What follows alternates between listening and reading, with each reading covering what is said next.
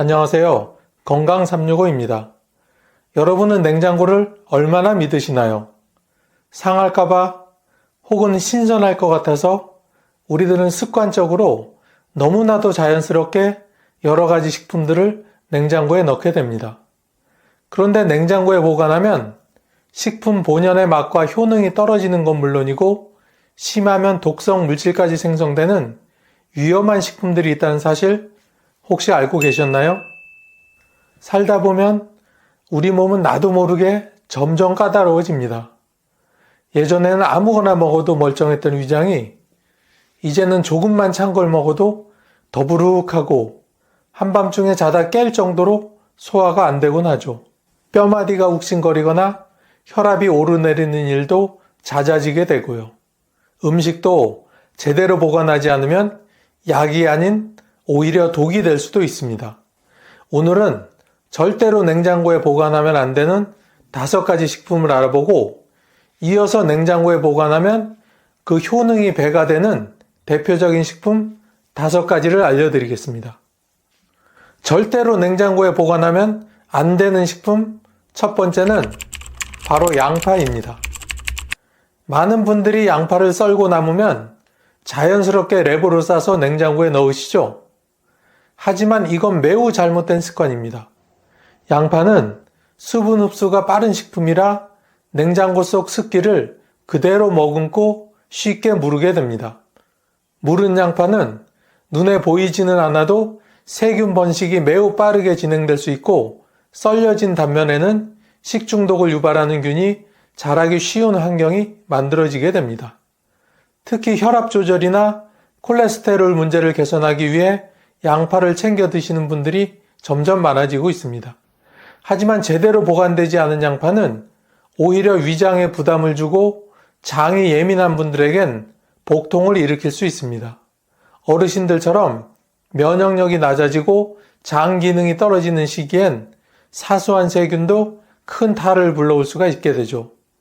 미국 농무부에서는 양파는 껍질을 벗기지 않은 상태로 서늘하고 통풍이 잘 되는 실온에 보관할 것을 권고하고 있습니다.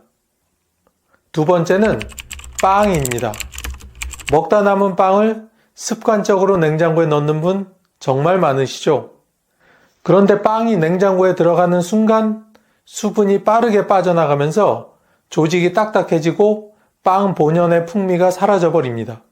그뿐만 아니라 딱딱해진 빵은 씹는 데 부담을 줘 턱관절이나 잇몸이 약해진 어르신들에게는 치아 건강에 해가 될 수 있습니다. 더 큰 문제는 소화에 있습니다. 말라버린 빵은 위에서 잘 풀어지지 않기 때문에 소화 시간이 길어지고 그만큼 위상과다나 위염을 유발할 가능성이 커집니다. 이는 이미 위장이 약해진 분들에게는 꽤 큰 부담으로 될 수 있는 요소입니다. 영국 캠브리지 대학의 식품학과 연구팀은 빵은 냉장 보관보다 오히려 냉동 보관이 훨씬 낫다고 발표했습니다. 즉시 먹을 게 아니라면 냉동실에 넣어두었다가 먹기 직전에 자연 해동하거나 살짝 데워 먹는 게 훨씬 낫다는 겁니다. 세 번째는 바나나입니다. 바나나는 냉장고에 넣으면 더 오래 먹을 수 있을 것 같다는 분들 계시는데 사실은 정반대입니다. 바나나는 열대 과일이기 때문에 낮은 온도에 매우 민감합니다.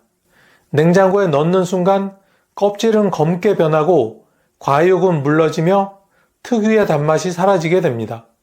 게다가 이런 상태의 바나나는 식감도 나빠지고 장이 예민한 분들에겐 소화불량, 복부팽만, 변비를 유발할 수 있습니다.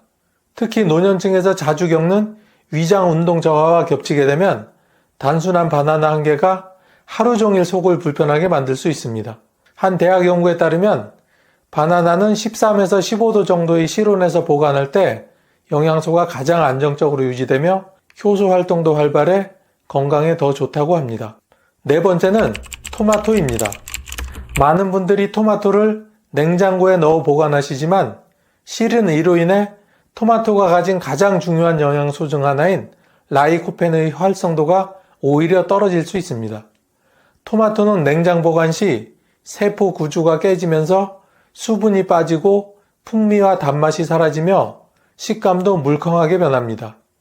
특히 최근엔 남성분들의 전립선 건강이나 혈관 건강을 위해 토마토를 꾸준히 드시는 분들이 많으신데 이렇게 보관을 잘못하면 얻고자 했던 효능이 오히려 반감될 수 있습니다. 한 대학의 연구에 따르면 냉장 보관된 토마토는 실온에서 보관한 토마토에 비해 항산화 물질 흡수율이 평균 20에서 30% 낮았다고 합니다. 토마토는 후숙 과정을 자연스럽게 거치면서 맛과 영양이 완성되는 대표적인 과일이므로 햇볕이 들지 않는 그늘진 실온에 두는 것이 가장 좋습니다. 마지막 5번째는 감자입니다. 많은 분들이 감자가 썩을까봐 냉장고에 넣어두는데요. 이것도 정말 잘못된 보관 방법입니다. 감자는 냉장 보관 시 내부 전분이 당분으로 변하게 됩니다. 그리고 이 당분은 고온 조리 시에 아크릴 아마이드라는 발암 물질로 전환될 수 있습니다. 특히 당뇨병이나 신장 기능이 저하된 분들에게는 이러한 물질이 간과 신장을 망치는 큰 부담이 될 수 있습니다. 유럽 식품안정청에서도 아크릴 아미드의 섭취를 가능한 한 줄이도록 권고하고 있습니다. 감자는 종이봉투나 천포대에 담아서 어두운 실온에 보관하면 싹도 덜 나고 당분 전환도 막을 수 있습니다. 연세가 들수록 뭘 먹느냐보다 어떻게 먹느냐가 더 중요하다는 말 공감하시죠? 앞서 냉장고에 넣으면 안 되는 식품들을 말씀드렸는데요. 이번엔 반대로 냉장고에 보관을 할 때 그 효능이 배가 되는 식품들을 소개해 드리겠습니다. 참 여기까지 영상을 보셨는데 아직까지 구독과 좋아요를 누르시지 않은 분이 계시다면 우측 하단에 보이는 무료 구독 버튼을 꾹 하고 한번 눌러주시고 계속 시청해 주세요. 냉장고에 보관하면 그 효능이 배가 되는 식품 첫 번째는 쌀밥입니다. 밥은 무조건 갓 지어 먹는 게 최고로 맛있지. 냉장 보관하면 퍼석하고 맛도 없어지지 않나요? 이렇게 생각하실 수 있습니다. 하지만 냉장 보관이 아니라 냉동 보관이 정답입니다. 지은 밥을 그대로 상온에 두면 2-3시간 내로 세균이 번식하기 시작합니다. 특히 덥고 습한 여름철엔 하루만 지나도 식중독균에 의해 복통, 설사, 구토를 유발하게 됩니다. 이런 세균은 가열을 해도 완전히 사라지지 않는 경우가 많습니다. 특히 신장 기능이 약하거나 면역력이 떨어진 어르신들에겐 심각한 결과로 이어질 수도 있습니다.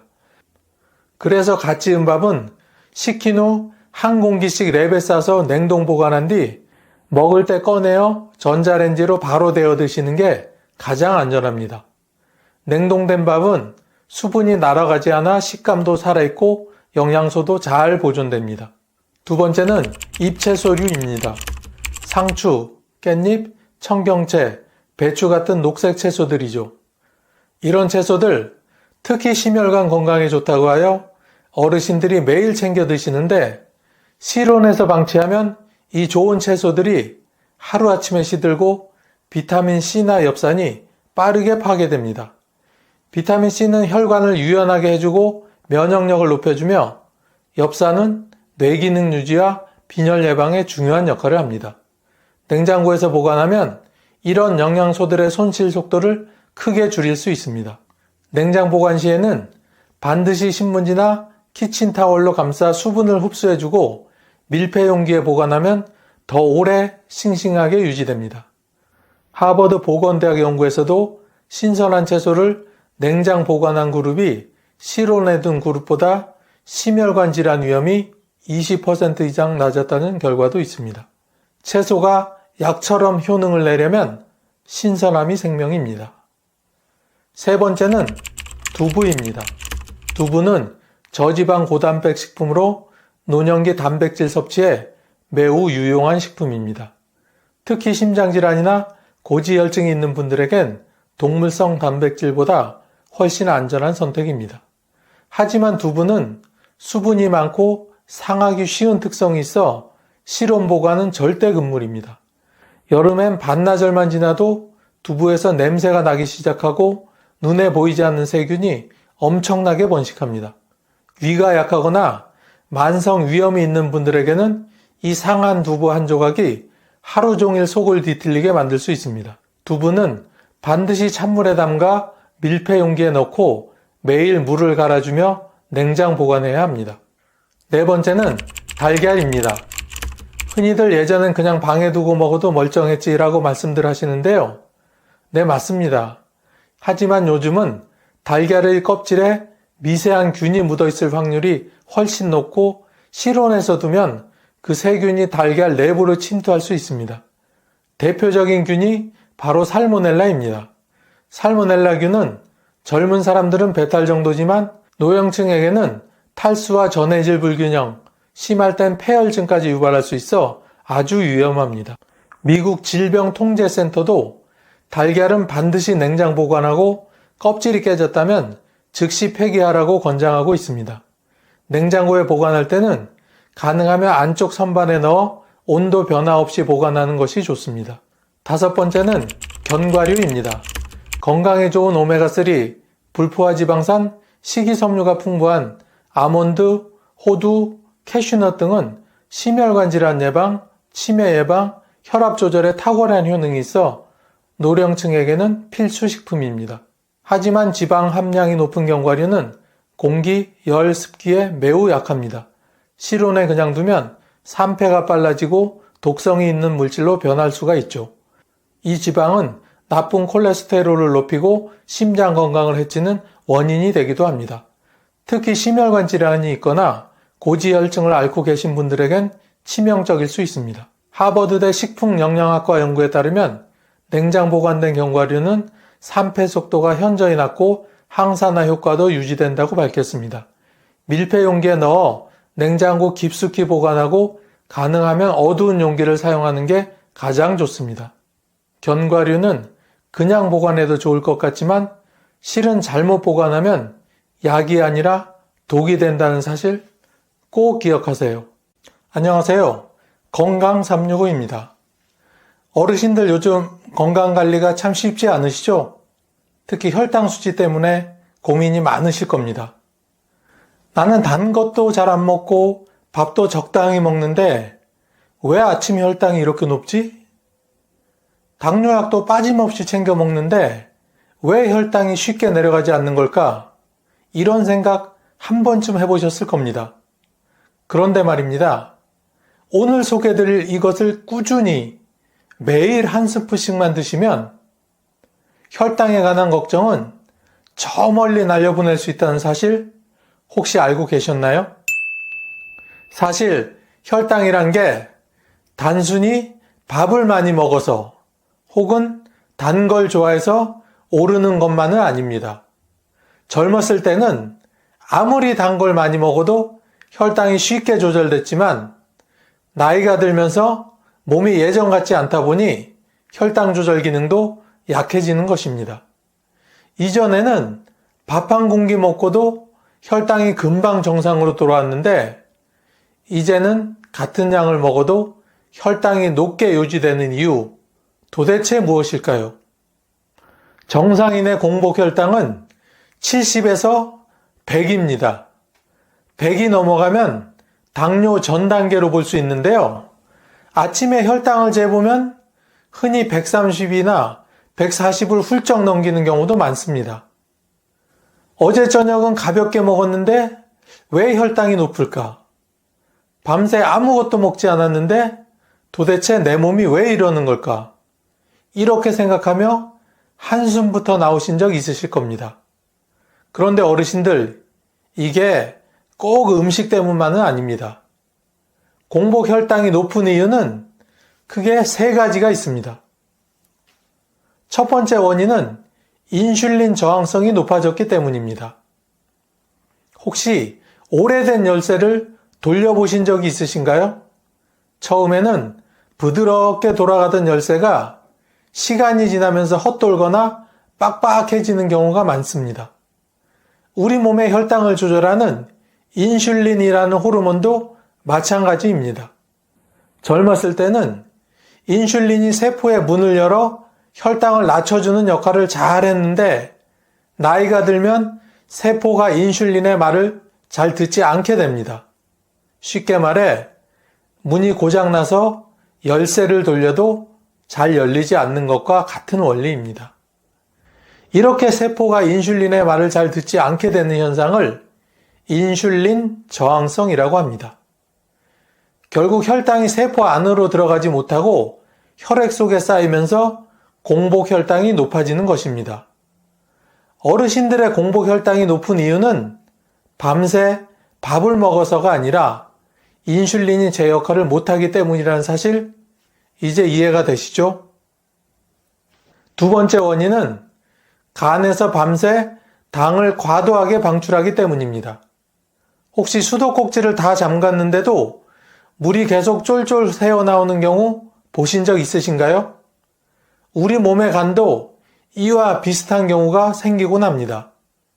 간은 우리 몸의 에너지를 저장하는 창고 역할을 합니다.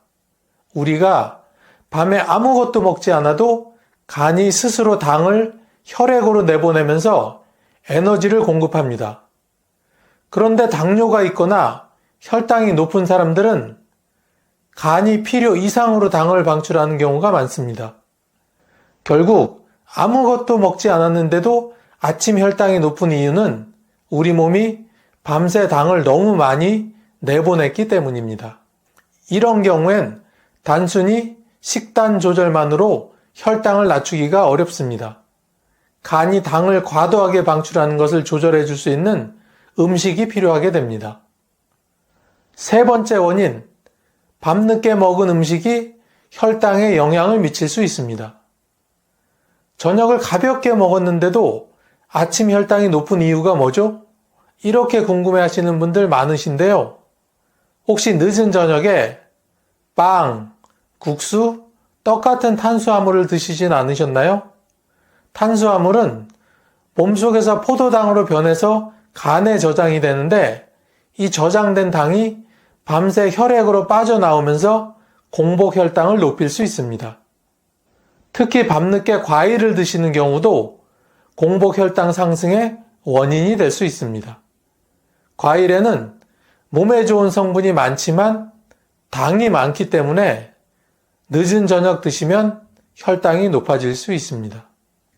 어르신들, 우리가 혈당을 관리하려면 단순히 약을 먹는 것만으로는 부족하다는 것 이제 이해가 되셨죠? 인슐린 저항성, 간에서 과도하게 방출되는 당, 그리고 저녁 식사 후 남아있는 당까지 이 세 가지 원인을 동시에 해결해야 아침 공복 혈당을 안정적으로 낮출 수 있습니다. 그렇다면 이런 문제를 해결할 수 있는 간단한 방법이 있을까요? 네, 있습니다. 바로 애플 사이다 식초입니다. 애플 사이다 식초란 도대체 무엇일까요?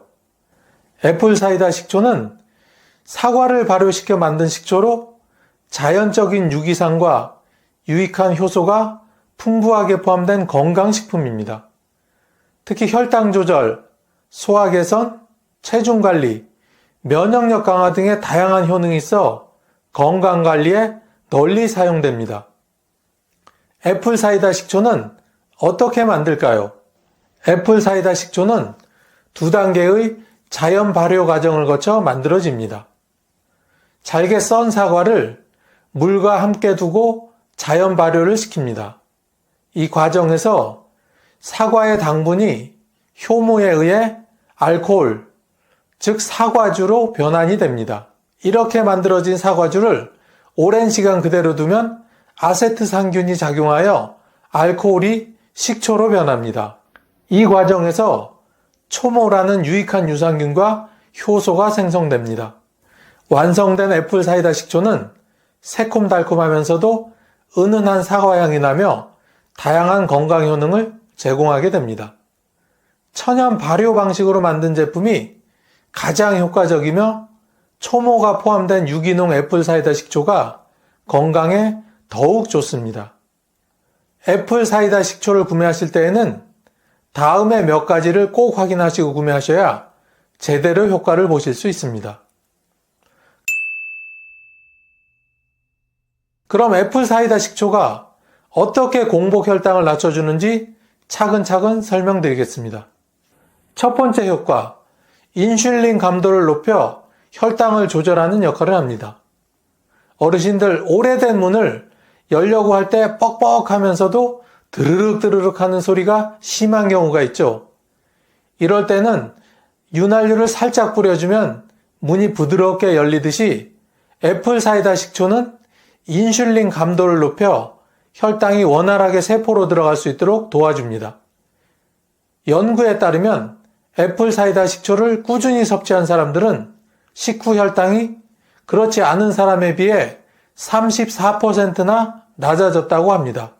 이 말은 같은 음식을 먹어도 혈당이 덜 올라간다는 뜻입니다. 젊었을 때는 인슐린이 혈당을 잘 조절했지만 나이가 들면서 인슐린 감도가 떨어지면서 혈당이 높아지는 것입니다. 애플 사이다 식초는 이 인슐린의 역할을 강화해서 혈당이 세포로 잘 흡수될 수 있도록 도와줍니다. 결국 혈당이 혈액 속에 쌓이는 걸 막아주는 역할을 하는 것이죠. 두 번째 효과, 탄수화물 흡수를 천천히 하도록 도와줍니다. 혹시 밥을 먹고 난 후 금방 졸리거나 피곤함을 느끼신 적이 있으신가요? 이것은 바로 혈당이 갑자기 급등하면서 나타나는 증상입니다. 애플 사이다 식초는 음식이 위에서 소화되는 속도를 조절해 탄수화물 흡수를 천천히 하도록 도와줍니다. 즉 식사 후 혈당이 급격하게 오르는 것을 방지해주는 그런 역할을 합니다. 비유하자면 차를 탈 때 갑자기 엑셀을 밟으면 차가 확 튀어나가면서 덜컹거리는 느낌이 들겠죠? 하지만 천천히 엑셀을 밟으면 부드럽게 출발하면서 안정적으로 속도를 유지할 수 있습니다. 애플 사이다 식초는 우리 몸의 혈당을 이런 방식으로 조절해 줍니다. 식사 후 혈당이 천천히 오르도록 조절해서 당뇨 환자들이 겪는 급격한 혈당 변화를 완화시켜 줍니다. 세 번째 효과, 간에서 당이 과다하게 방출되는 것을 억제해 줍니다. 어르신들 수도꼭지를 잠갔는데도 물이 쫄쫄 새는 경우 보신 적 있으시죠? 우리 몸의 간도 간혹 이런 경우가 있습니다. 밤새 아무것도 먹지 않았는데도 아침 공복 혈당이 높은 이유는 간에서 필요 이상으로 당을 혈액으로 내보내기 때문입니다. 애플 사이다 식초는 간이 불필요한 당을 과도하게 방출하는 것을 억제하는 역할을 합니다. 즉 아침에 공복 혈당이 높게 나오는 원인을 근본적으로 해결해 줄 수 있습니다. 특히 취침 전에 애플 사이다 식초를 섭취하면 아침 공복 혈당이 더 안정적으로 유지됩니다. 네 번째 효과, 소화를 도와 노년층에게 더욱 유익합니다. 어르신들 요즘 속이 더부룩하거나 소화가 잘 안 되는 날이 많으시죠? 애플 사이다 식초는 위산 분비를 촉진해서 음식이 더 잘 소화되도록 도와줍니다. 복부 팽만감, 속이 더부룩한 증상 완화에도 도움이 됩니다. 특히 연세가 들면서 위장의 움직임이 느려지는데 애플 사이다 식초가 이를 보완해 줍니다. 그 결과 음식이 원활하게 소화되고 혈당도 천천히 오르게 됩니다. 다섯 번째 효과, 혈압과 혈관 건강에도 도움을 줍니다. 어르신들 혈압도 혈당만큼이나 중요한 거 아시죠? 고혈압과 당뇨는 함께 나타나는 경우가 많아 혈관 건강이 중요합니다. 애플 사이다 식초는 혈압을 낮추고 혈관 건강을 개선하는 효과도 있습니다. 즉 혈당 관리뿐만 아니라 혈압까지 한 번에 관리할 수 있는 자연식품인 거죠. 어르신들 이제 아침마다 공복 혈당이 높게 나오는 이유를 아셨죠? 그리고 이 문제를 해결할 수 있는 방법이 있다는 것도 아셨을 겁니다. 애플 사이다 식초는 혈당 조절을 도와 인슐린 감도를 높이고 식사 후 혈당 상승을 막아주며 간에서 당이 과도하게 방출되는 걸 억제하는 역할까지 합니다. 그럼 애플 사이다 식초를 어떻게 먹어야 가장 효과적인지 올바른 섭취 방법을 자세히 알려드리겠습니다. 참, 아직까지 구독과 좋아요를 누르지 않으신 분이 계시다면 잠시 시간을 내시어 꾹 하고 한번 눌러주세요. 구독과 좋아요를 누르시면 여러분께 건강과 행운이 늘 함께 하실 겁니다. 어르신들, 우리가 몸에 좋은 음식도 어떻게 먹느냐에 따라 효과가 달라진다는 말 많이 들어보셨죠? 아무리 좋은 음식이라도 잘못된 방식으로 먹으면 효과를 제대로 보지 못하거나 오히려 해가 될 수도 있습니다. 애플 사이다 식초도 마찬가지입니다. 혈당 조절과 건강 관리에 효과적인 식품이지만 올바른 섭취법을 지켜야 위나 치아에 부담을 주지 않으면서 최대한 효과를 볼 수 있습니다. 이번에는 애플 사이다 식초를 가장 효과적으로 섭취하는 방법과 주의해야 할 점까지 자세히 알려드리겠습니다. 첫 번째, 하루 적정 섭취량은 15에서 30ml입니다. 어르신들 예전에 약이든 보약이든 많이 먹는다고 좋은 건 아니다라는 말씀 많이 들어보셨죠? 애플 사이다 식초도 적정량을 지켜야 합니다. 성인 기준 1일 적정 섭취량은 15에서 30ml가 가장 적당합니다. 처음 시작할 때는 한 스푼, 약 15ml부터 천천히 시작하세요. 몸이 적응되면 2스푼까지 늘려도 좋습니다. 너무 많이 드시면 위를 자극해 속쓰림이나 위염이 생길 수 있습니다. 또한 산성이 강한 식초이기 때문에 과다 섭취하면 치아 범랑질이 손상될 수도 있습니다. 처음 드시는 분들은 적은 양부터 천천히 시작하기가 가장 중요합니다. 두 번째, 반드시 물에 희석해서 드셔야 합니다. 어르신들 혹시 식초를 원액으로 드셔보신 적이 있으신가요? 너무 강한 신맛 때문에 목이 아프거나 속이 쓰렸던 경험 있으실 겁니다. 애플 사이다 식초는 원액으로 마시면 절대로 안 됩니다. 반드시 물 300ml나 500ml에 희석해서 드셔야 합니다. 위가 약하신 분들은 물의 양을 더 늘려서 희석하시면 좋습니다. 원액을 그대로 마시면 다음과 같은 문제가 생길 수 있으니 반드시 주의하셔야 합니다. 첫째, 위 점막을 자극해 속쓰림이 심해질 수 있습니다.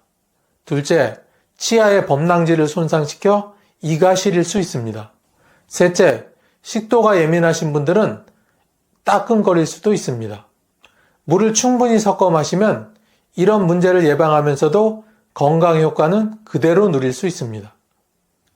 어르신들, 애플 사이다 식초를 언제 먹느냐에 따라서 효과가 달라질 수 있다는 거 혹시 알고 계셨나요? 섭취하는 시간대에 따라 혈당 조절 효과를 극대화할 수도 있고 오히려 부담을 줄 수도 있습니다. 첫째, 식사 시간 20-30분 전에 드시면 효과가 좋습니다. 식전에 애플 사이다 식초를 마시면 식사 후 혈당이 급격히 오르는 것을 방지하는 데 도움이 됩니다. 즉 탄수화물 흡수를 천천히 하게 만들어서 혈당이 급상승하는 걸 막아주는 역할을 합니다. 식사 20-30분 전에 물 300에서 500ml에 애플 사이다 식초 1스푼을 타서 마십니다. 둘째, 취침 1시간 전에 드시면 아침 공복 혈당이 안정됩니다. 아침마다 공복 혈당이 높아서 고민이신 분들은 취침 전에 애플 사이다 식초를 섭취하면 아침 혈당이 훨씬 안정될 수 있습니다. 취침 1시간 전에 물 300ml에 애플 사이다 식초 1스푼을 희석해서 마십니다. 밤사이 간이 당을 과도하게 방출하는 걸 막아주고 공복 혈당을 낮추는데 도움이 됩니다. 주의할 점이 하나 있습니다. 속이 자주 쓰리신 분들은 자기 전에는 드시지 않는 것이 좋습니다. 그리고 위가 약하신 분들은 물의 양을 늘려서 드시는 것을 권해드립니다. 애플 사이다 식초를 물에 매일 타서 마시는 것도 좋지만 이걸 샐러드 드레싱이나 요리에 활용하면 훨씬 부담 없이 섭취할 수 있습니다. 올리브 오일에 애플 사이다 식초를 넣고 레몬즙이나 꿀을 섞어서 드레싱을 만들어 보세요. 신선한 채소와 함께 먹으면 소화도 잘 되고 혈당 조절에도 도움이 됩니다. 따뜻한 물에 애플 사이다 식초 1스푼과 꿀을 약간 넣어 마시면 속이 따뜻해지고 소화에도 도움이 됩니다. 물 대신 오렌지 주스나 레몬 주스에 애플 사이다 식초를 타서 마시면 신맛이 중화되어 먹기가 한결 편해집니다. 단 주스에 당분이 많이 들어있지 않도록 주의해야 합니다. 애플 사이다 식초가 건강에 많은 도움이 되지만 모든 분들에게 다 좋은 것은 아닙니다. 특히 다음의 경우에는 섭취하실 때 특히 조심하셔야 합니다. 애플 사이다 식초를 주의해야 하시는 분들은 다음과 같은 경우입니다. 첫째, 속쓰림이나 위염이 있는 분들은 위산이 많아질 수 있어 증상이 오히려 심해질 수 있습니다. 둘째, 신장질환이 있는 분들은 신장이 약한 경우 산성식품 섭취가 오히려 부담이 될 수 있습니다. 셋째, 치아가 약한 분들, 식초의 산성 성분이 치아를 손상시킬 수 있으므로 빨대를 사용하는 것이 좋습니다. 넷째, 혈압약이나 당뇨약을 복용 중인 분들, 애플 사이다 식초가 혈당과 혈압을 낮추는 데는 효과가 있지만 약물과 함께 섭취할 경우 저혈당이나 저혈압이 발생할 수 있습니다. 이런 경우에는 반드시 의사와 상담 후 섭취하는 것이 안전합니다. 어르신들, 건강을 지키는 데는 음식 하나만으로 해결되지 않는 경우가 많습니다. 애플 사이다 식초가 혈당 관리에 큰 도움을 주는 건 사실이지만 운동과 생활 습관을 함께 관리해야 더 효과적으로 혈당을 낮출 수 있습니다. 그럼 애플 사이다 식초와 함께하면 더 좋은 건강 습관에는 어떤 것이 있을까요? 지금부터 애플 사이다 식초의 효과를 극대화할 수 있는 생활 습관 3가지를 알려드릴 테니 꼭 끝까지 들어주세요. 첫 번째, 저녁 식사는 가볍게 일찍 드세요. 어르신들 혹시 늦은 저녁을 드신 후 다음날 아침 혈당이 높았던 경험이 있으신가요? 이유는 간단합니다. 저녁에 먹은 음식이 밤새 소화되지 않고 혈당을 높이기 때문입니다. 저녁 식사를 가볍게 하면 다음날 공복 혈당이 낮아집니다. 가능하면 저녁 7시 이전에 식사를 마치는 것이 좋습니다. 밥 양을 조금 줄이고 단백질과 채소를 충분히 섭취하세요. 두 번째, 하루 30분 이상 꾸준히 걸으세요. 어르신들 운동이 혈당 관리에 좋다는 건 다들 알고 계시죠? 하지만 무조건 힘든 운동이 아니라 걷기만 꾸준히 해도 혈당이 눈에 띄게 좋아집니다. 특히 식사 후 30분 이내에 가볍게 걷는 것이 가장 효과적입니다. 가능하면 햇볕을 쬐며 걸으면 비타민 D 생성에도 도움이 됩니다. 세 번째, 스트레스를 줄이고 숙면을 취하세요.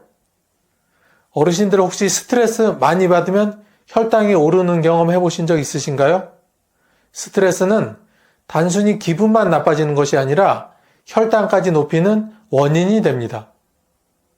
하루 7, 8시간의 충분한 수면을 취하세요. 취침 전에 휴대폰을 멀리하고 따뜻한 물로 족욕을 하면 숙면에 도움이 됩니다. 어르신들, 이제 애플 사이다 식초의 효능과 올바른 섭취 방법, 그리고 함께하면 좋은 생활 습관까지 알아봤습니다.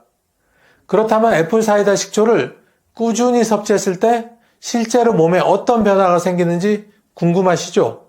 애플 사이다 식초를 꾸준히 섭취한 분들은 이런 변화를 경험했습니다. 첫째, 아침 공복 혈당이 점점 낮아집니다. 둘째, 식사 후 혈당이 급격히 오르지 않고 안정적으로 유지됩니다. 셋째, 소화가 잘 되고 속이 덜 더부룩합니다. 넷째, 몸이 가벼워지고 에너지가 더 생깁니다. 다섯째, 혈압이 안정적으로 조절됩니다. 오늘은 가을이면 꼭 우리 곁에 찾아오는 대추 이야기입니다.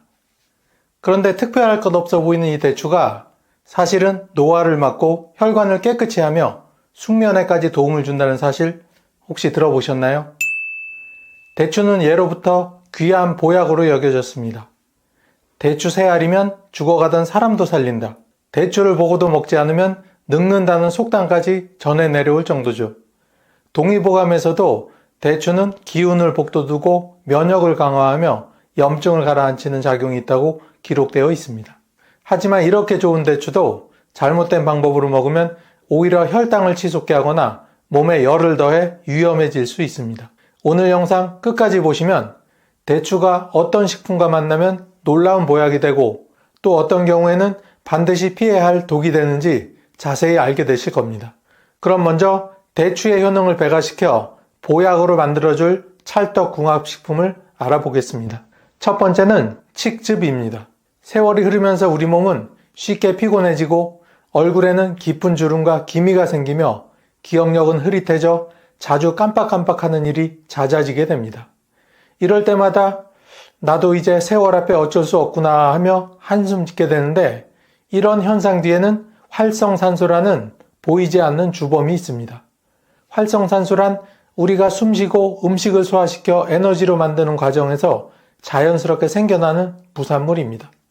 적당히 있을 때는 세균과 바이러스를 막아주는 방패 역할을 하지만 지나치게 많아지면 오히려 우리 몸을 공격하기 시작하는데, 세포 속 단백질과 DNA를 손상시키고 혈관벽을 딱딱하게 만들어 피부주름, 기억력 저하, 만성염증, 동맥경화와 같은 노화를 앞당기는 원인이 됩니다. 그래서 의학계에서는 이 활성산소를 죽음을 재촉하는 독이라고까지 부릅니다. 그런데 놀라운 건 우리가 흔히 알던 평범한 대추와 칡즙이 만나면 이 활성산소를 억제해 노화를 늦추는 강력한 힘을 발휘한다는 사실입니다. 먼저 대추에는 폴리페놀, 플라보노이드, 비타민C와 같은 강력한 항산화 성분이 풍부하게 들어있습니다. 이 성분들은 마치 녹슨 쇠를 닦아내듯 세포 속 활성산소를 없애고 손상된 피부가 더 늦게 늙어가도록 기능을 합니다. 그래서 피부 주름이 덜 생기고 세포가 건강하게 유지돼 젊음을 오래 지킬 수 있습니다. 실제 한 연구에서도 꾸준히 대추를 섭취한 그룹은 그렇지 않은 그룹보다 피부 탄력과 수분이 높게 유지됐다는 연구 결과가 보고된 바가 있습니다. 그리고 칡즙에는 이소폴라본이라는 성분이 풍부하게 들어있습니다. 이소폴라본은 여성 호르몬과 비슷하게 작용을 해 갱년기 이후 급격히 나타나는 노화 증상, 즉 골밀도 저하, 피부 건조, 혈관 손상 등을 완화하는 데 도움을 줍니다. 또한 강력한 항산화 작용을 가지고 있어 세포와 혈관도 동시에 보호해 줍니다. 이 둘을 함께 달여 마시면 어떻게 될까요? 대추는 세포 단위에서, 그리고 칡즙은 혈관과 뼈 차원에서 작용을 하여 겉과 속의 노화를 동시에 늦춰주는 시너지 효과를 내게 됩니다.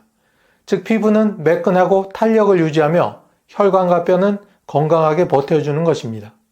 단순히 겉모습만 젊게 하는 것이 아니라 몸속 장기와 세포까지도 젊게 유지시켜주는 든든한 조합인 것이죠. 아마 옛사람들도 이를 잘 알고 있었는 듯 합니다. 중국의 한 전통 의서에서는 대추와 칡을 함께 달여 마시면 갱년기 증상 완화와 노화 방지에 효과가 있다는 기록이 남아있을 정도입니다. 현대 의학 연구 역시 칡의 이소폴라본이 뼈 손실을 줄이고 혈관 손상을 예방한다는 결과를 발표한 바가 있습니다. 이렇게 전통과 현대 의학이 같은 이야기를 하고 있는 셈입니다. 드시는 방법은 대추칡 즙차로 만들어 드실 것을 권해드립니다. 대추칡 즙차를 만들 때는 먼저 말린 대추를 5알에서 6알 정도 깨끗하게 씻어 반으로 갈라 씨를 빼줍니다. 준비한 칡즙은 시중에서 구입한 액상 형태를 사용해도 되고 직접 칡 뿌리를 잘라 쓰셔도 좋습니다. 만약 뿌리를 쓰신다면 잘게 썬 칡뿌리 30에서 40g 정도가 알맞습니다. 이렇게 준비한 대추와 칡을 냄비에 넣고 물은 약 1리터 정도 붓습니다. 불은 처음에는 센 불로 끓이다가 끓기 시작하면 약한 불로 줄여서 30분에서 40분 정도 은근히 달여주면 됩니다. 시간이 지나면 대추의 은은한 단맛이 칡의 쓴맛을 잡아주어 마시기 편한 향긋한 차가 완성됩니다. 만약 맛이 쓰다고 느껴지신다면 꿀을 작은 숟가락 하나 정도 넣어 드시면 더욱 부드럽게 즐기실 수 있습니다. 특히 저녁 시간에 따뜻하게 드시면 몸의 긴장이 풀리면서 숙면에도 도움이 됩니다. 혹자는 나이 드는 건 피할 수 없지 않느냐 하고 체념하실 수도 있습니다. 맞습니다. 세월 그 자체를 막을 수는 없습니다. 하지만 세월이 우리 몸을 망가뜨리는 속도를 늦추는 방법은 분명히 있습니다. 대추와 칡즙은 바로 그 자연이 준 선물이라 할 수 있습니다. 두 번째는 영지버섯입니다. 요즘 밤만 되면 뒤척이며 쉽게 잠들지 못하고 새벽에 몇 번씩 깨서 다시 잠들지 못해 힘들어 하시는 분 혹시 계신가요? 잠이 부족하면 낮 동안 집중이 잘 안 되고 가슴이 두근거리거나 작은 일에도 예민해지며 심하면 우울증까지 찾아오게 됩니다. 나이가 들수록 수면의 질이 떨어지고 깊은 잠에 빠져들지 못하는 경우가 많아 노년의 숙명이라 생각하기도 합니다. 하지만 반드시 그렇게만 생각할 필요는 없습니다. 이럴 때 큰 힘이 되는 조합, 바로 대추와 영지버섯이 있기 때문입니다. 먼저 대추는 동의보감에 심신을 안정시키고 불면을 다스린다라고 기록되어 있습니다. 달콤한 맛과 함께 몸을 편안하게 풀어주는 성질이 있어 예로부터 잠 못 이루는 사람들에게 약재로 많이 쓰였습니다.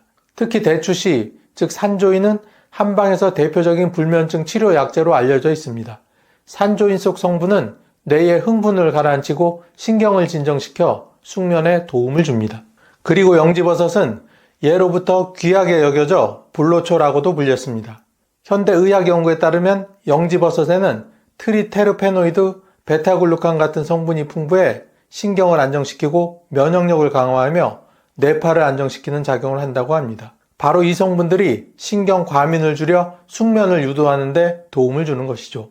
대추와 영지버섯을 함께 달여 차려 마시면 대추의 편안한 진정작용과 영지버섯의 신경 안정 효과가 배가 되게 됩니다. 여기에 산조인까지 더하면 불면증 개선 효과가 한층 더 강력해집니다. 실제로 한 대학 한방병원 연구에서는 산조인과 영지 추출물을 함께 섭취한 그룹이 그렇지 않은 그룹보다 수면 시간은 늘어나고 새벽에 깨는 횟수는 현저히 줄어들었다는 연구 결과가 발표된 적이 있습니다. 아마 시청자 여러분들 중에도 이런 경험이 있으신 분들 계실 겁니다. 밤마다 새벽 3시만 되면 눈이 떠져서 이후엔 다시 잠들지 못하시는 분, 혹은 깊이 잠들지 못하고 얕은 잠만 자다 보니 늘 하루 종일 피곤하신 분, 이런 경우 대추와 영지버섯 그리고 산조인을 함께 끓여 드시면 부작용이 적고 꾸준히 드실 수 있는 천연 수면제 역할을 합니다. 대추와 영지는 차로 만들어 드시면 되는데 대추 영지차를 만들 때는 먼저 마른 대추 6, 7알 정도를 준비해 깨끗하게 씻고 반으로 갈라 역시 씨를 빼줍니다. 여기에 영지버섯 조각을 5 내지 6g 정도 넣고 산조인이라 불리는 말린 대추씨 약 5g 정도를 함께 넣어주면 됩니다. 대추 영지차는 서양 의약품처럼 바로 효과가 나타나지는 않지만 차로 달여서 매일 마시게 되면 신경이 안정되고 몸이 긴장을 풀어 충분한 숙면을 취할 수 있습니다. 세 번째는 생강입니다. 식사 후 속이 더부룩해서 불편하시거나 배에 가스가 차서 답답하셨던 경험 다들 한 번씩은 있으시죠? 또 겨울철만 되면 손발이 얼음장같이 차가워서 아무리 양말을 신고 담요를 덮어도 도무지 따뜻해지지 않아 고생하신 적도 있으실 겁니다. 이런 증상들은 대부분 소화력 약화와 혈액순환 문제에서 비롯됩니다. 나이가 들수록 위장의 운동 능력이 떨어지고 혈액의 흐름이 원활하지 않아 나타나는 흔한 현상이죠. 이럴 때 큰 도움이 되는 조합이 바로 대추와 생강입니다. 먼저 생강은 잘 알려진 대로 우리 몸을 따뜻하게 해주는 대표적인 식품입니다. 생강에 들어있는 진저롤과 슈가올이라는 성분은 위액 분비를 촉진해 소화를 돕고 위 점막을 보호해 속쓰림과 위염을 완화하는 효과가 있습니다. 또 몸의 말초 혈관을 넓혀 혈액순환을 원활하게 하므로 손발냉증이나 어지럼증 같은 증상 개선에도 도움이 됩니다. 또한 대추는 예로부터 비위를 보강한다라고 하여 위장을 튼튼히 하는 식품으로 알려져 있습니다. 대추 속의 사포닌과 폴리페놀 성분은 위와 장의 운동을 도와 음식물이 잘 내려가도록 하고 변비를 예방하는 효과가 있습니다. 또한 달콤한 맛이 마음을 편안하게 해주어 긴장성 위염이나 스트레스성 소화불량에도 도움이 됩니다. 생강과 대추가 함께할 때의 시너지 효과는 더욱 특별합니다. 생강이 위를 따뜻하게 덮여주며 소화 과정을 활성화하고 대추가 장을 부드럽게 움직이게 하여 배변까지 원활하게 만들어줍니다. 즉 입에서 들어간 음식이 위와 장을 지나가는 과정 전체가 이 두 식품 덕분에 매끄럽게 이루어지는 것이죠. 그래서 소화불량, 더부룩함, 변비를 동시에 개선하는 데 탁월한 효과가 있습니다. 또 혈액순환 개선에도 두 식품은 찰떡궁합입니다. 생강의 따뜻한 성질은 혈관을 확장시키고 대추의 항산화 성분은 혈액성 노폐물을 줄여 혈관을 깨끗하게 유지시킵니다. 이 두 가지 작용이 합쳐지면 혈액이 막힘없이 잘 돌고 손발이 따뜻해지며 뇌로 가는 혈류도 원활해져 어지럼증이 줄어들게 됩니다. 실제로 겨울철에 대추 생강차를 꾸준히 드신 어르신들이 손발이 따뜻해지고 소화가 잘 된다는 사례가 주변에 많이 있습니다. 동의보감에도 생강은 속을 덮이고 담을 없애며 대추는 위를 보강한다고 기록되어 있습니다. 전통적으로도 이 둘은 함께 자주 사용되어 왔고 현대 영양학적으로도 서로의 작용을 보완해 건강을 지키는 강력한 조합임이 확인되고 있습니다. 물론 체질에 따라 주의할 점은 있습니다. 몸에 열이 많은 체질이나 위상 과다로 속쓰림이 심한 분은 생강을 너무 많이 드시면 오히려 속이 쓰릴 수 있습니다. 하지만 적당량의 생강에 대추를 함께 넣어 차로 달여 드신다면 이런 부작용은 줄이고 장점을 극대화할 수 있습니다. 자, 이렇게 좋은 찰떡궁합식품이 있는 반면에 대추를 멀리해야 하는 경우도 있습니다. 첫 번째는 당뇨 환자입니다. 대추는 특유의 달콤하고 부드러운 맛 덕분에 많은 분들이 좋아하시는 식품입니다. 옛부터 보약을 다릴 때 빠지지 않고 들어가며 몸을 보강하는 약재로도 자주 쓰였죠. 하지만 이렇게 좋은 대추도 당뇨 환자에게는 반드시 조심해야 할 식품입니다. 이유는 바로 그 달콤한 맛 뒤에 숨어있는 높은 당분 때문입니다. 대추에는 포도당과 과당 같은 단순당이 풍부하게 들어있습니다. 이 당분은 섭취 즉시 빠르게 흡수되어 혈당을 급격하게 올립니다. 일반인이라면 어느 정도 조절이 가능하지만 이미 당뇨를 앓고 계신 분들은 인슐린이 충분히 분비되지 않거나 몸에서 인슐린이 잘 작동되지 않아 혈당이 순식간에 위험한 수준까지 치솟게 됩니다. 이때 특히 주의해야 할 것이 바로 말린 건조대추입니다. 우리가 흔히 차에 넣거나 간식으로 즐겨 먹는 건조대추는 수분이 빠지면서 당분이 농축된 상태입니다. 생대추보다 훨씬 달고 같은 양을 먹어도 혈당을 더 빠르게 올립니다. 말린 대추 100g에는 무려 60g 이상의 당분이 들어있는데 이는 각설탕 15개에 해당하는 양과 비슷합니다. 몸에 좋다니까 라는 생각으로 말린 대추를 몇 알씩 드시는 당뇨 환자분들은 자신도 모르게 혈당을 폭탄처럼 올리고 있는 셈입니다.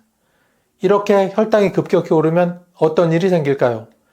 우선 당장 어지럼증, 심한 갈증, 잦은 소변 같은 증상이 나타날 수 있습니다. 그러나 더 무서운 것은 장기적으로 혈관이 손상되면서 나타나는 합병증입니다.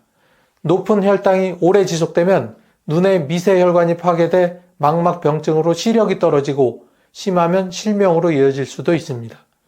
또 신장 기능이 망가져 콩팥병이 생기고 결국 투석을 받아야 하는 위험한 상황까지 갈 수 있습니다.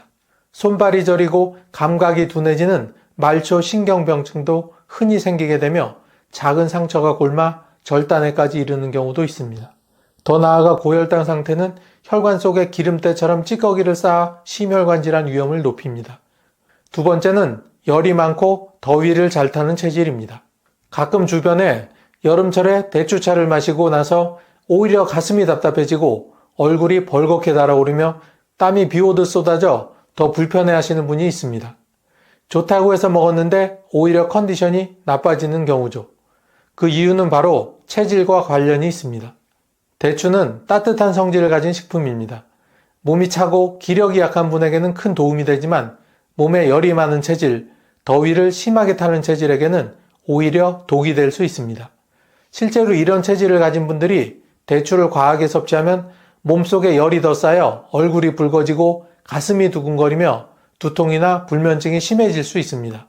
대추의 성질이 신체의 균형을 깨트리면서 불필요한 열을 돋우기 때문입니다. 특히 여름철에는 주의가 필요합니다. 날씨가 더워 땀을 많이 흘리게 되는데 이때 대추를 진하게 달여 마시면 체내 수분은 더 빨리 소모되고 몸의 열은 더 높아집니다. 결과적으로 탈수 증상이 심해지고 갈증, 현기증, 심한 두통까지 동반될 수 있습니다. 심한 경우에는 혈압이 상승하거나 심장이 두근거려 가슴 통증으로 이어질 수도 있습니다. 원래 대추는 신경을 안정시키고 숙면을 돕는 효능이 있지만 열이 많은 분이 과량 섭취하면 반대로 신체 균형이 깨지면서 불면증을 더 악화시키는 결과를 초래할 수도 있습니다. 그리고 열이 많은 체질의 분들은 대추를 건조해서 간식으로 드시기보다는 다른 약재와 함께 희석된 형태로 드시는 것이 훨씬 안전합니다. 결국 중요한 건 체질에 맞게 선택하는 지혜입니다. 몸이 차고 소화력이 약한 분들에게는 대추가 보약이 되지만 열이 많고 더위를 잘 타는 분들에게는 불필요한 증상을 유발할 수 있는 독이 될 수도 있습니다. 세 번째는 비만인 분들입니다.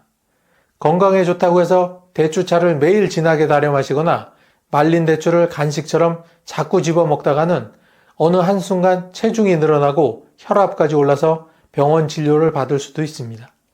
대추가 몸에 좋다는 이야기는 많이 들었지만 정작 비만인 분들에게는 독이 될 수 있다는 사실은 잘 알려져 있지 않습니다.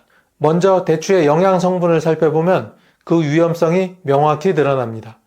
말린 대추 100g에는 무려 300kcal가 들어있습니다. 이는 밥 한 공기가 거의 맞먹는 열량입니다. 게다가 이 칼로리의 대부분이 단순당에서 나옵니다. 말림 과정에서 수분이 빠지면서 당분이 농축돼 생대추보다 훨씬 더 달고 혈당과 칼로리를 동시에 높이는 원인이 되는 것이죠. 비만이신 분들은 이미 체내에 지방과 염증이 많이 쌓여 있는 상태입니다. 이런 상황에서 대추처럼 당분이 높은 식품을 반복적으로 섭취하면 남은 당분이 곧바로 지방으로 전환되어 복부 비만과 내장 지방을 악화시킵니다. 내장 지방은 단순히 뱃살 문제에 그치지 않습니다. 혈관을 압박하고 인슐린 저항성을 높여 당뇨 위험을 키우며 간에 쌓여 지방간까지 유발하게 합니다. 실제로 의학계에서는 내장 지방이 많은 사람일수록 심근경색, 뇌졸중 같은 치명적인 질환 위험이 훨씬 높다고 보고하고 있습니다. 대추의 높은 당분이 혈액 속으로 들어오면 혈당이 급격히 올라가면서 활성산소와 염증 반응을 더 심하게 만듭니다. 결국 혈관벽은 손상되고 그 사이로 지방이 더 잘 끼어서 혈전과 동맥경화를 촉진하게 됩니다. 이렇게 되면 단순히 체중 증가에 그치지 않고 심혈관 질환이라는 더 큰 위험으로 이어지게 됩니다. 물론 대추 자체가 나쁜 음식은 아닙니다. 문제는 체질과 상황입니다. 이미 체중이 많이 나가고 혈당이나 혈압이 불안정한 분들은 대추가 오히려 득보다 실이 될 수 있습니다. 그래서 비만이신 분들은 대추를 자주 먹기보다는 가급적 줄이시고 꼭 먹어야 할 때는 소량만 간식 대용이 아니라 보조식품 정도로 제한하는 것이 바람직합니다. 그렇다면 비만인 분들은 어떤 대체 간식을 드시면 좋을까요? 먼저 견과류가 있습니다. 호두나 아몬드 같은 견과류는 당분이 거의 없으면서도 불포화 지방산이 풍부해 혈관 건강을 지켜줍니다. 또 오이나 방울토마토처럼 칼로리가 낮은 간식은 포만감을 주면서도 체중 조절에 유리합니다. 대추차 대신에 보리차나 옥수수 수염차 같은 무당 음료를 마시는 것도 체중 관리에 큰 도움이 됩니다. 한의학에서도 비만이나 열이 많은 체질에게 대추를 과하게 권하지 않습니다.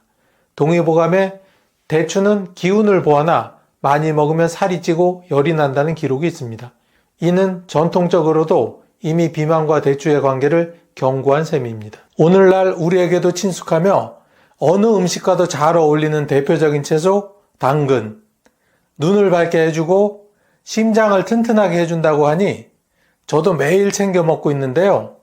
그런데 이렇게 좋은 당근도 잘못된 식품과 함께 먹으면 오히려 면역력을 떨어뜨리고 위장을 망가뜨릴 수 있다는 사실 혹시 알고 계셨나요?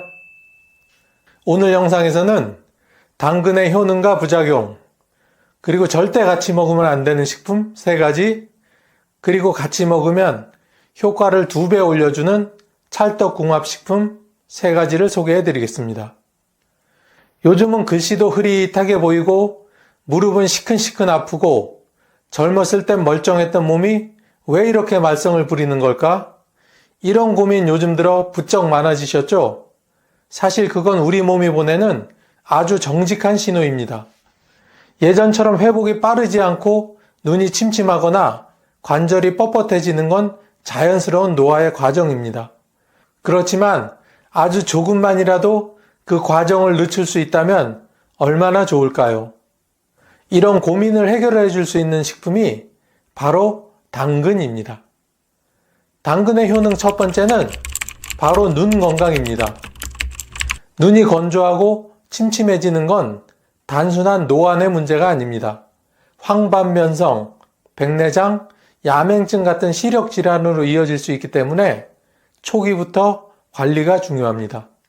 당근에는 베타카로틴이라는 성분이 풍부하게 들어있어 우리 몸에서 비타민 A로 전환되며 시력 보호에 큰 역할을 합니다. 특히 밤에 운전할 때 앞이 잘 안 보이거나 조명이 어두운 공간에서 시야가 흐려지시는 분들이라면 당근을 꼭 챙겨 드세요. 둘째, 당근은 노년기에 취약해지는 면역력을 키우는데 도움을 줍니다. 나이가 들수록 작은 감기 하나에도 며칠을 끙끙 앓는 일이 잦아집니다.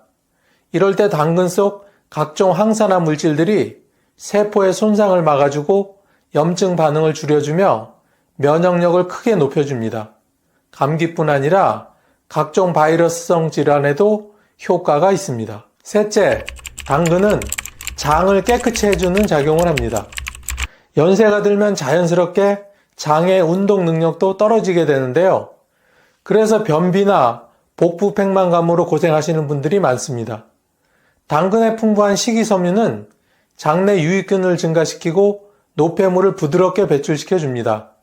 아침에 당근 하나를 드시거나 주스로 마시는 것만으로도 속이 한결 편안해질 수 있습니다. 넷째, 심장과 혈관 건강도 당근이 지켜줍니다. 연세가 들면 가장 큰 걱정 중 하나가 고혈압과 고지혈증입니다. 혈관이 막히거나 딱딱해지면 뇌졸중이나 심근경색 같은 무서운 질환으로 이어질 수 있기 때문이죠. 당근 속 칼륨은 나트륨 배출을 도와 혈압을 안정시켜주며 베타카로틴과 항산화 물질들은 나쁜 콜레스테롤 수치를 낮춰 혈관을 깨끗하게 유지시켜줍니다. 미국 한 대학의 연구에 따르면 하루 100g의 당근을 꾸준히 섭취한 60세 이상 노년층의 경우 눈 건강 지표와 혈중 항산화 수치가 현저하게 개선되었으며 면역세포 활성도가 약 20% 증가한 결과를 보였습니다. 이처럼 과학적으로도 당근의 효능은 입증된 사실입니다. 그럼 이렇게 좋은 당근에는 도대체 어떤 부작용이 있을까요? 첫 번째 주의할 부작용은 바로 카로틴 혈증입니다. 이건 이름도 낯설고 무섭게 들리지만 흔히 나타나는 증상입니다. 당근을 지나치게 많이 먹다 보면 손바닥이나 발바닥이 누렇게 변하는 경우가 있는데요. 이게 바로 카로틴 혈증입니다. 겉으로 보기에는 별 문제 없어 보이지만 간 기능이 현저하게 떨어진 중장년층은 간의 해독 기능 또한 떨어지게 하므로 주의가 필요합니다. 특히 당뇨나 고지혈증으로 약을 복용 중인 분들은 간 기능이 약해져 있는 경우가 많기 때문에 당근을 과하게 드시는 것은 오히려 좋지 않습니다. 두 번째는 소화기능 저하와 위장장애입니다. 당근은 식이섬유가 풍부해서 변비에 좋다고 알려져 있죠. 하지만 위장이 예민하거나 위가 약해진 상태에서는 오히려 이 식이섬유가 위벽을 자극해 복부 팽만감, 트림, 설사 등을 유발할 수 있습니다. 실제로 생당근을 아침 공복에 과하게 섭취한 후 속쓰림을 호소하는 사례도 많습니다. 소화가 안 되는 나이에는 부드럽게 먹는 것도 지혜입니다. 라는 말이 괜히 있는 게 아닙니다. 세 번째는 혈당 변화입니다. 당근은 생으로 먹을 땐 혈당 지수가 낮은 채소지만 익히면 베타카로틴의 흡수율이 올라가면서 혈당 지수가 급격히 올라갈 수 있습니다.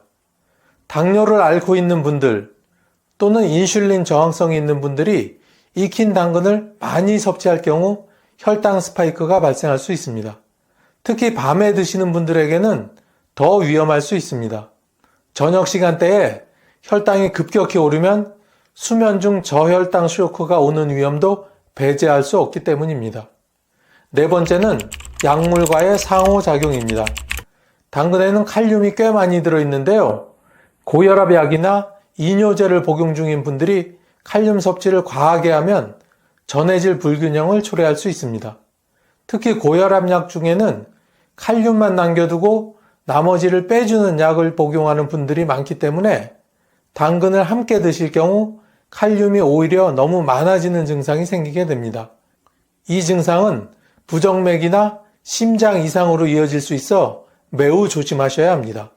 따라서 약을 복용 중인 분들은 당근을 하루 1개 이내로 제한하는 것이 좋습니다. 다음은 절대 같이 드시면 안 되는 상극인 식품 3가지를 알아보기 전에 혹시 아직까지 구독과 좋아요를 누르시지 않은 분이 계시다면 화면 우측 하단에 보이는 무료 구독 버튼을 꾹 하고 눌러주시고 계속 시청해 주세요. 구독과 좋아요를 누르시면 매주 건강 정보를 받아보실 수 있습니다. 좋다는 음식은 다 챙겨 먹는데 어째서 속이 더부룩하고 자꾸 탈이 나는지 모르겠네? 혹시 이런 고민이 있으신가요? 아무리 몸에 좋은 식품이라도 무엇과 함께 먹느냐에 따라 결과는 완전히 달라집니다. 특히 50대 이후에는 위장 기능도 예전 같지 않고 해독 기능도 떨어지기 때문에 조심해야 할 식품이 여러 가지 있습니다.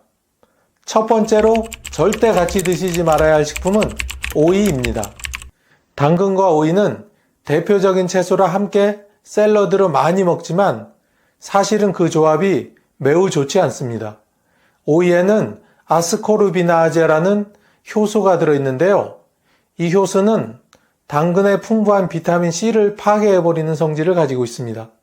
결과적으로 당근을 아무리 많이 먹어도 오이와 함께 먹으면 비타민C가 체내에 흡수되지 못하고 무용지물이 되는 셈입니다.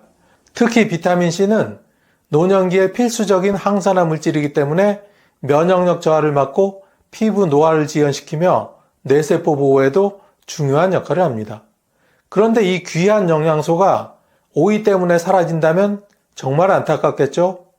따라서 오이와 당근은 따로 드시고 같이 드시는 건 피하셔야 합니다. 한 연구에 따르면 당근과 오이를 함께 섭취한 그룹은 그렇지 않은 그룹보다 혈중 비타민C 농도가 38%나 낮게 나타났으며 위장 장애를 겪는 참가자 비율도 무려 3배나 높았습니다. 이는 오이에 함유된 성분이 당근의 영양 성분을 쓸모없게 만든다는 사실을 명확하게 증명한 연구 결과입니다. 두 번째는 식초입니다. 당근을 피클로 만들어 새콤달콤하게 먹는 경우 많으시죠? 특히 입맛이 없을 때 식욕을 돋우는 역할을 해서 자주 활용되는데 이것도 조심하셔야 합니다. 식초는 강한 산성을 띠고 있어 당근의 비타민C와 베타카로틴의 흡수를 떨어뜨리는 것은 물론 위를 자극해 속쓰림, 위염, 위산역류를 유발할 수 있습니다. 특히 위 점막이 얇아지고 약해져서 역류성 식도염을 앓고 계신 어르신들이 당근 식초 무침이나 피클을 즐겨 드실 경우 배가 더부룩하고 신물이 올라오는 증상이 심해질 수 있습니다. 식초는 체질에 따라서는 건강에 도움을 줄 수 있지만 당근과 함께 드실 경우에는 위에 부담을 줄 수 있다는 점을 꼭 유의하세요. 세 번째는 무입니다. 무와 당근은 한 접시에 담겨 무침이나 나물로 자주 식탁에 올라오지만 사실 이 둘은 궁합이 매우 좋지 않습니다. 무에는 A라는 소화효소가 들어있고 당근에는 B라는 또 다른 소화효소가 있습니다. 이 두 효소는 서로를 방해해 결과적으로 소화 흡수를 떨어뜨리고 속을 더부룩하게 만들며 특히 위장이 약한 분들에게는 소화불량이나 장 트러블을 일으킬 수 있습니다. 특히 당근과 무를 생으로 무쳐 드셨다가 배에서 가스가 차고 방귀가 심해지는 증상을 경험하신 분들 많으실 겁니다. 연세가 들수록 장내 가스 조절이 어려워지고 복부 팽만감이 오래가며 수면에까지 영향을 줄 수 있으니 무와 당근은 되도록 따로 드시는 것이 좋습니다. 우리 어르신들 혹시 이런 경험 있으시죠? 똑같은 약을 먹었는데 어떤 날은 효과가 쏙쏙 나고 어떤 날은 별로인 것 같고 그 차이 사실은 함께 먹는 음식 때문일 수 있습니다. 약도 궁합이 있듯 음식도 마찬가지입니다. 어떤 음식은 같이 먹으면 서로 시너지를 내지만 어떤 음식은 오히려 몸에 부담만 주게 됩니다. 당근도 어떻게 먹느냐에 따라 그 효능이 달라지게 됩니다. 첫 번째 당근과 같이 먹으면 좋은 찰떡궁합식품은 바로 올리브유입니다. 당근이 눈에 좋다면서 왜 나는 효과가 없는 걸까 하셨던 분들 혹시 생당근만 열심히 드신 건 아니신가요? 당근의 핵심 성분인 베타카로틴은 기름과 같이 먹어야 흡수가 잘 되는 영양소입니다. 특히 올리브유는 불포화 지방산이 풍부해 심혈관에도 이롭기 때문에 중장년층에게 가장 이상적인 조합이죠. 볶은 당근 요리나 살짝 구운 당근을 올리브유와 함께 드시면 영양소 흡수율이 크게 향상됩니다. 세계보건기구는 지용성 비타민 섭취 시 건강한 식물성 기름과 함께 먹을 것을 권장하고 있으며 이는 베타카로틴에도 동일하게 적용됩니다. 두 번째 추천 조합은 달걀입니다. 당근과 달걀은 보기에는 전혀 다른 식재료지만 영양학적으로는 환상의 궁합을 자랑합니다. 달걀 노른자에 레시틴이라는 물질이 풍부하게 들어있는데 이 성분이 당근의 베타카로틴 흡수를 도와줄 뿐 아니라 기억력과 뇌 기능 개선에도 도움을 줍니다. 특히 60대 이후 자주 겪는 깜빡깜빡하는 증상은 단순 건망증이 아니라 기억력이나 판단력이 떨어질 수도 있기 때문에 이를 예방하는 차원에서도 매우 좋은 조합입니다. 달걀찜이나 당근 오믈렛으로 조리해 드시면 소화도 잘 되고 입맛도 살릴 수 있어 일석이조입니다. 세 번째는 사과입니다. 당근과 사과를 함께 갈아 마시는 당근 사과 주스는 그 자체로도 유명한 건강 음료입니다. 당근의 베타카로틴과 사과의 팩틴이 만나 장 건강을 극대화해 줍니다. 노년기에 들어서면 변비가 심해지는 경우가 많고 장 운동이 둔해지기 쉬운데 이 두 식재료가 만나면 자연스러운 배변 활동을 유도해주고 복부 불편함도 줄여줍니다. 특히 아침 공복에 당근 사과 주스를 한 잔 드시는 습관은 하루 컨디션에도 큰 영향을 미칩니다. 속이 편해야 하루가 편하다라는 말처럼 장이 편안하면 기분도 좋아지고 전신 건강에도 긍정적 영향을 줍니다.